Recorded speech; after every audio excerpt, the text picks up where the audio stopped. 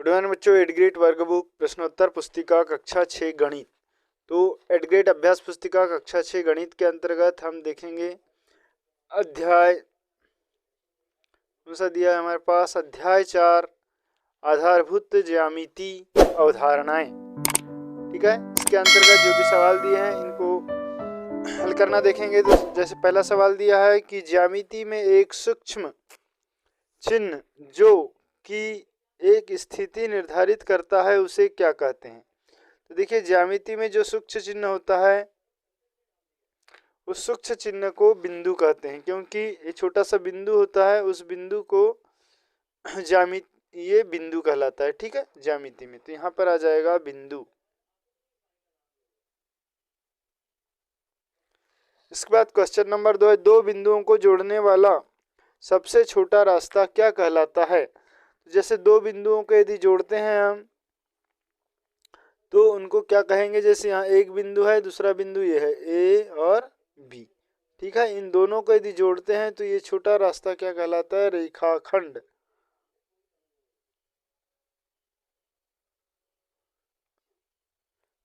ठीक है फ्रेंड्स।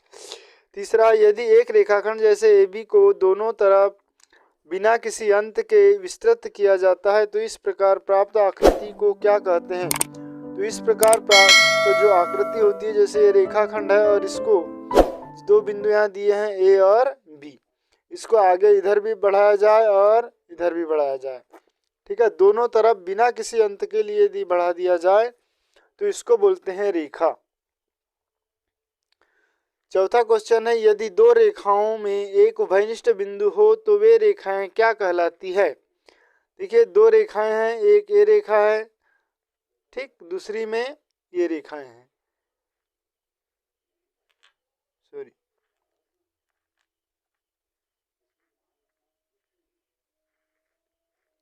एक रेखा ए हो गई, ठीक, और दूसरी रेखा ए हो गई। दोनों एक दूसरे को एक उभयनिष्ठ बिंदु पर क्या कर रही है, काट रही है। तो इसको कहते हैं प्रतिच्छेदी रेखा। क्या कहेंगे, प्रतिच्छेदी रेखा।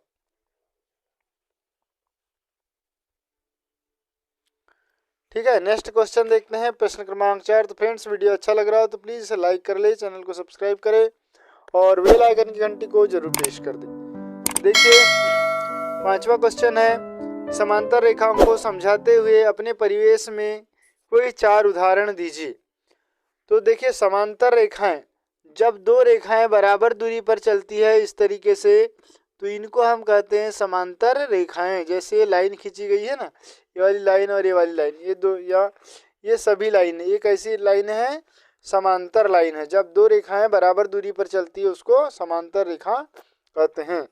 4 उदाहरण हो जाएंगे, टेबल के दोनों किनारे, ठीक, दूसरा आ जाएगा रेलवे की पटरियां, तीसरा होगा पुस्तक के दोनों किनारे।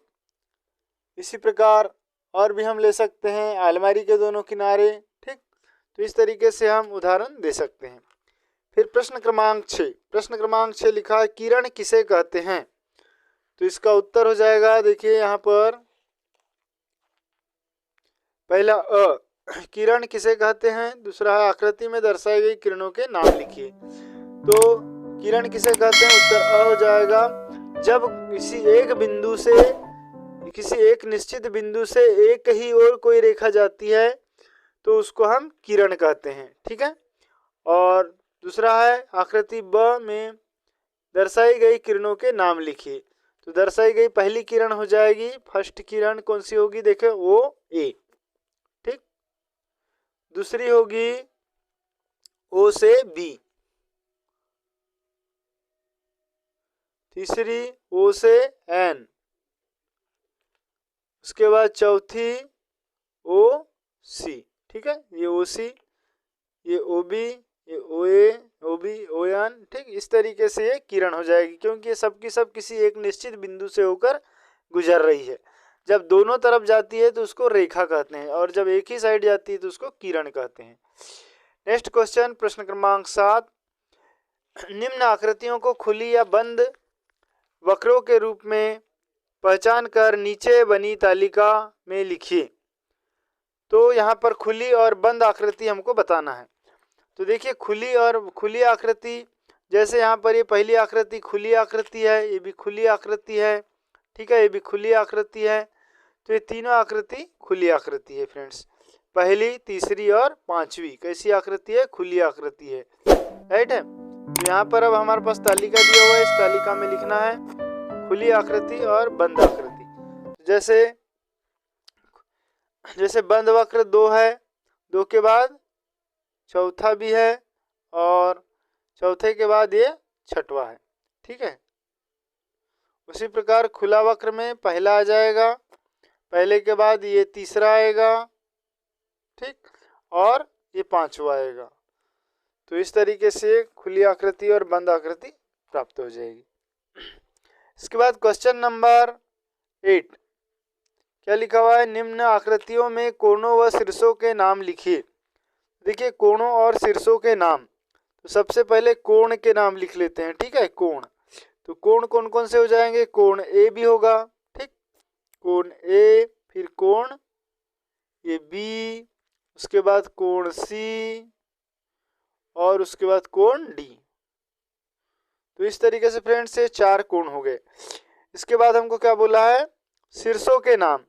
तो शीर्ष कौन कौन से हो जाएंगे? शीर्ष बोले तो जहां पर कोण बनते हैं उसको शीर्ष कहते हैं।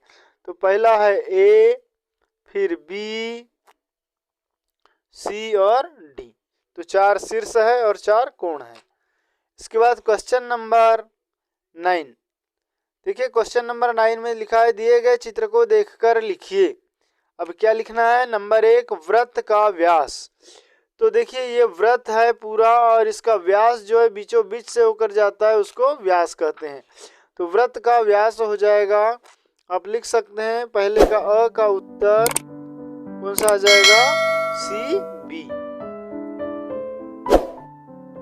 ठीक। दूसरा है एक जीवा। जीवा मतलब परिधि के किन्हीं भी 2 बिंदुओं को मिलाने वाले रेखाखंड को जीवा कहते हैं। जैसे ये जीवा है ईडी। तो पहला तो व्यास हो गया सी बी, जीवा हो गई ई डी। उसके बाद एक बहिर्भाग में एक बिंदु, तो बाहर बिंदु एक क्यू है, क्यू जो बिंदु है बाहर है। और त्रिज्याएं कौन कौन सी होगी? ये वाली त्रिज्या होगी। केंद्र से परिधि तक की दूरी को त्रिज्या कहते हैं। तो ओ ए क्या हो गई? त्रिज्या, ठीक है। इसके बाद देखते हैं प्रश्न क्रमांक 10। तो प्रश्न क्रमांक 10 में देखिए क्या लिखा हुआ है? संलग्न चित्र एक चतुर्भुज है, इसके आधार पर निम्नलिखित प्रश्नों के उत्तर दीजिए। क्या चतुर्भुज एबीसीडी बहुभुज है? तो बिल्कुल सही। जहां 2 से अधिक भुजा होती है, 3 या 3 से अधिक भुजा होती है उसको हम बहुभुज कहते हैं। तो उत्तर हो जाएगा पहले का उत्तर, आप क्या लिखेंगे? हाँ, ठीक है, हाँ यह एक बहुभुज है। प्रश्न क्रमांक ब लिखा है चतुर्भुज एबीसीडी में त्रिभुजों की संख्या कितनी है? तो देखिए एक त्रिभुज बन रहा है, ठीक, उसके बाद में दूसरा त्रिभुज ये बन रहा है। तो 2 त्रिभुज बन रहे हैं फ्रेंड्स। और देखिए कहीं बन रहा है क्या? नहीं। तो उत्तर हो जाएगा दूसरे का उत्तर 2। इसके बाद चतुर्भुज एबीसीडी में शीर्ष की संख्या कितनी है? तो शीर्ष कितने? 1 2 3 और 4। तो 4 शीर्ष, उत्तर हो जाएगा 4।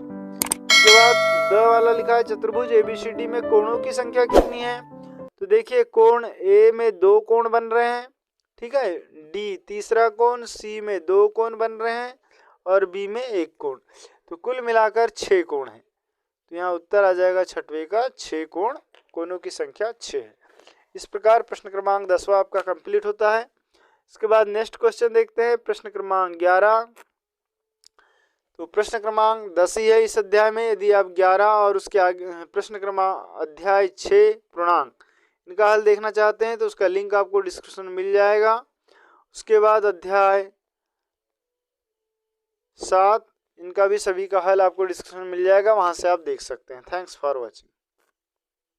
तो बच्चों चैनल पर यदि पहली बार आए हो आप तो प्लीज़ लाइक कर ले, चैनल को सब्सक्राइब करें और बेल आइकन की घंटी को जरूर प्रेस कर दे ताकि इसी प्रकार की वीडियो आप तक पहुंच सके, ठीक है। और इसी प्रकार हिंदी, इंग्लिश, विज्ञान, संस्कृत इन सभी के आप 8th ग्रेड अभ्यास पुस्तिका का हल देखना चाहते हैं तो चैनल को जरूर सब्सक्राइब करें और अपने दोस्तों को शेयर जरूर करें। Thanks for watching.